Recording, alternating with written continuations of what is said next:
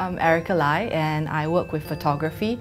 I have always been interested in issues dealing with land and power, and this was something that I've been investigating in my work, past few series of work. It's a very natural progression. I wanted to find out what were people's thoughts about land reclamation. It was something that was quite ambiguous. I mean, something that we had to do, but then again it entails a lot of tensions with our neighbours and even ideas about what it means towards men and its respect or negotiation with boundaries and nature. I thought that it's something that's very timely, and that's why I decided to pursue. The process was such that we wanted to find schools that were residing on reclaimed land. We decided to look at different sections of Singapore, like the West and the East, and to find a school that represented that area.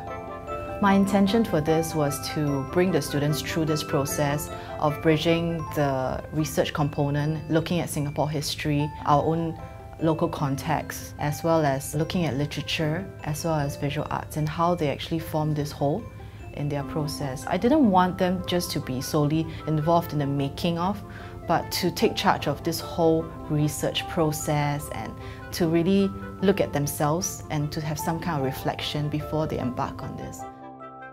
The students were all given a jar each, and in that they had to relate to what they wrote or came up with in the writing workshop and to interpret it symbolically with an item. I think the whole the logistics, and there are just a multiple of parties involved in this whole process, actually gave me some time to speak with them individually and to really ask them to think about how they wanted to be represented.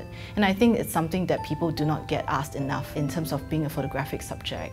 So I'm hoping that they are happy and come across as confident and empowered inside the portraits. It is challenging. It is something that's very new for me.